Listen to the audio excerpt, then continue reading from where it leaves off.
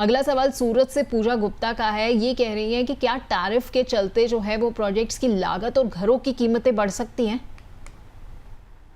देखिए, इसका direct impact तो अभी फिलहाल आने वाला है नहीं, क्योंकि इसमें सप्लाई चेन में कोई ज्यादा डिस्ट्रप्शन आ नहीं रहा है। और मेरे ख्याल से डेवलपर्स ने जो प्राइस पे आपको मकान बेचा है, वो प्रोजेक्ट के बीच लाइफ साइकिल में आपसे ज्यादा प्राइस और नहीं मांग सकते। हाँ, आने वाले समय में जो अनसोल्ड प्रोजेक्ट्स है, नए बायर्स के लिए 1-2% आप देख सकते हैं इंक्रीज हो, पर जैसा कि मैंने कहा, वो नॉर्मल इंक्रीज ऑफ कॉस्ट रहेगा, ना कि हम कोई डबल डिजिट या कोई एबनॉर्मल प्राइस एस्केलेशन देखेंगे बिकॉज ऑफ टैरिफ की वजह से। ठीक है। और कानपुर से एक सवाल और ले लेते हैं, विकास चावला का है। वो कह रहे हैं कि अगर ट्रम्प टैरिफ लंबे समय तक जारी रहा तो क्या अफोर्डेबल हाउसिंग जो है वो पूरी तरह से खत्म हो जाएगी? देखिए, अगर ये टैरिफ की इश्यू को अगर हमने जल्दी रिसॉल्व नहीं किया, तो ये मेरे ख्याल से इंडस्ट्री पे तो असर करेगा ही करेगा, पर इसका सबसे ज्यादा असर पूरे इकोनॉमी पे पड़ेगा, जहां पे ओवरऑल एम्प्लॉयमेंट सिनेरियो थोड़ा ग्रिम हो जाएगा। तो अगर आप देखें, ओवरऑल सेंटिमेंट थोड़ा सा नेगेटिव हो जाता है अगर बहुत लंबे समय तक कोई अनसर्टेनिटी खींचती है।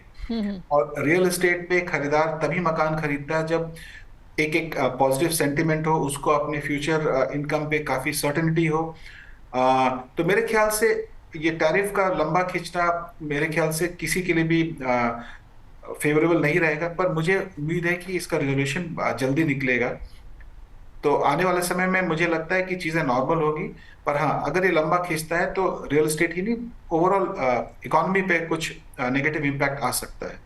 ठीक है, तो ट्रम्प टैरिफ वॉर का असर जो है वो ओवरऑल इकोनॉमी पर आ सकता है। और प्रशांत जी, ये तो खैर हम भी देख रहे हैं कि भी हमारे दर्शक जो है वो भी काफ़ी चिंतित हैं, क्योंकि काफ़ी सवाल जो हैं वो टैरिफ वॉर के अराउंड ही हमारे पास आ रहे हैं।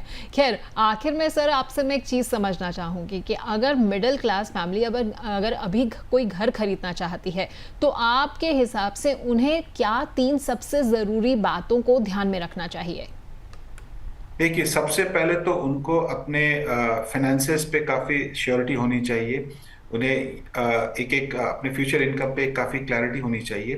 डाउन पेमेंट के लिए उन्होंने जो अरेंजमेंट करनी है उनको उसके ऊपर पहले से काम कर लेना चाहिए। दूसरी सबसे इंपॉर्टेंट बात है कि आप एक रिनाउंड डेवलपर के साथ ही जाएं। अनसर्टेन एनवायरनमेंट में थोड़े से पैसे बचाने के लिए किसी अननोन डेवलपर या कैट सी या कैट डी डेवलपर के साथ बिल्कुल ना जाएं।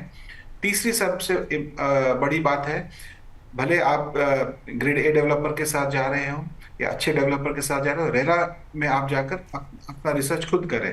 तो मेरे ख्याल से इन 3 चीजों पे आप ध्यान दें। नंबर 1, आप अपने फाइनेंसेस को दुरुस्त कर लें। फ्यूचर इनकम पे आपकी सर्टेनिटी होनी चाहिए। दूसरा, आप अच्छे डेवलपर के साथ जाएं। तीसरा, आप रेरा में उस प्रोजेक्ट के बारे में खुद से एक अच्छे से अपना रिसर्च करें। ठीक है, तो ये चीज़ें जो है वो आपको खास ख्याल रखनी चाहिए, जैसा कि प्रशांत जी ने भी आपको कहा है। सबसे पहली चीज़ जिसका आपको ध्यान रखना है वो ये कि आप अपने फाइनेंसेस देखिए, अपना बजट देखिए कि क्या आपका बजट जो है वो आपको अलाउ कर रहा है कि आप कितना महंगा घर खरीदें। दूसरा, जैसा कि प्रशांत जी ने बताया, एक ऐसा डेवलपर का चुनाव करें जिसकी मार्केट में रेपुटेशन अच्छी हो। देखिए ज़रा एक बार अच्छे से गौर से कि उसकी हिस्ट्री आपको क्या बताती है, क्या वो टाइमली जो है प्रोजेक्ट डिलीवर करता है, नहीं करता है, ये सारी चीज़ों का ख्याल रखिएगा। और तीसरा जो सबसे इंपॉर्टेंट पॉइंट प्रशांत जी ने हमें बताया वो ये है कि रेरा में रजिस्टर्ड होना चाहिए, और रेरा में उसके जाकर जो है आप सारी चीज़ें जो है ज़रूर क्रॉस चेक करें जब भी आप घर खरीदने जा रहे हैं। तो